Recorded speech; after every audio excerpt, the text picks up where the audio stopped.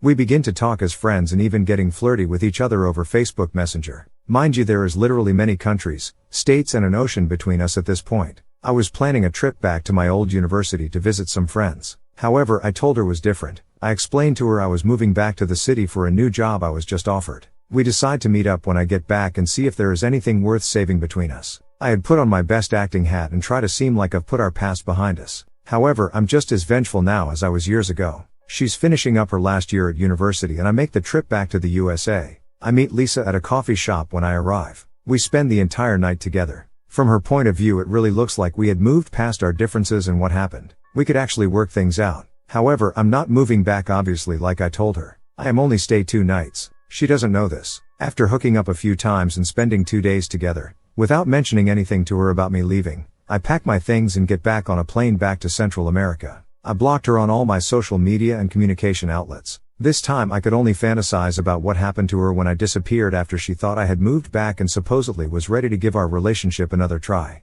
This time, however, it wasn't as satisfying as my previous plots of revenge. My drug habit and lifestyle only got worse every year. 3 years later I was hospitalized and almost died because of my extended drug use. I was never sober a full 24 hours after that day that went through that fucking period calendar. Looking back, as much pain as I might have caused her with my vengeful life, my new identity that consumed my old one was so tainted with a dark spirit at heart. I think I honestly did more harm to myself with my actions and led me to down the road where I had no morals anymore. Though I spent the entirety of this story telling everyone of how I kept getting revenge at my ex for cheating on me, as satisfying as it was, I wish I would have spent an equal amount of energy healing myself from the incident. If anyone reading this is experiencing the pain that comes with cheating, a good revenge story can bring you some satisfaction, but I hope you don't make the same mistake I did. Rather spend more time healing yourself from the hurt and moving past it. The revenge won't heal you. It will be a separate journey but could distract you from putting yourself back together. Luckily I got sober and am sober now 4+ years. I even had another girlfriend of 2 years cheat on me before I got sober, but this time I didn't take revenge. I spent my time healing.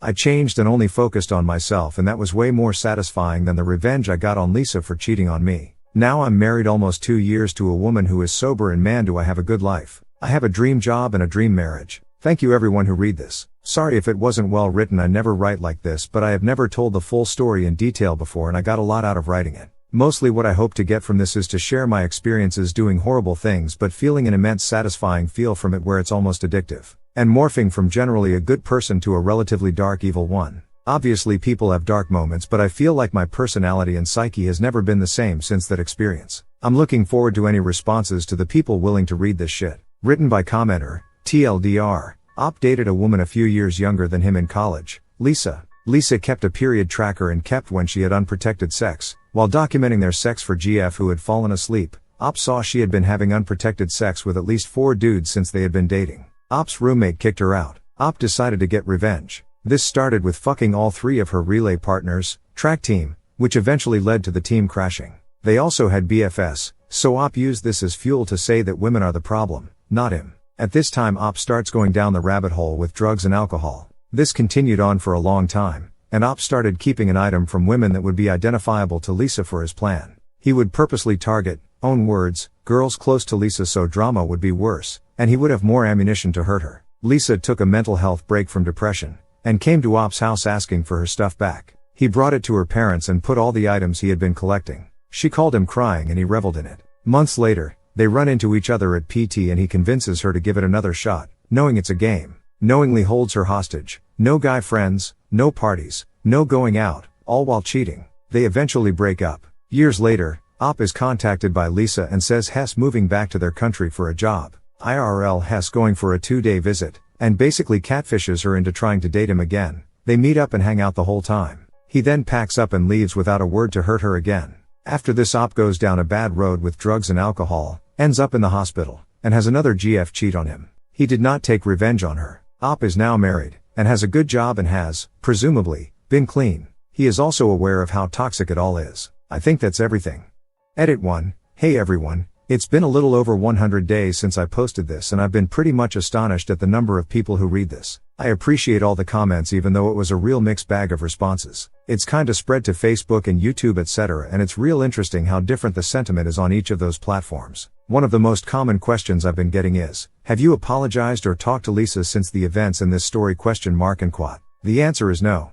Not yet. I am planning on it though. She's on a long list of amends I have been making for years. It looks like I'll be back in her city sometime next year, and I'll reach out to her then. I know a lot of you are telling me not to, but I have spoken to my sponsor, my therapist, and mentors about this, and the decision is to apologize for my actions, and I agree it needs to be done. Also, a lot of comments where people are completely missing the point of narrative of the story and feel the need to try and be my therapist or something and tell how I should have done this or that almost decade ago, which was not the point. It's obviously horrible how I reacted. That's not what this was about. This was about reflection without bias. And as I mentioned in my post, I have gotten into dating again since that relationship with Lisa many years ago. And most of my girlfriends and relationships after Lisa were good, but with one of them I got cheated again in an even more horrific way, and was significantly more traumatizing than this story I wrote with Lisa, but I had learned from the experience with Lisa and rather didn't take revenge and just walked away. That's when I finally got sober, and it led to the life I have now. And I'm considering writing post illustrating that story because I actually end up doing the healthier thing, even though I was hurt even more than with Lisa.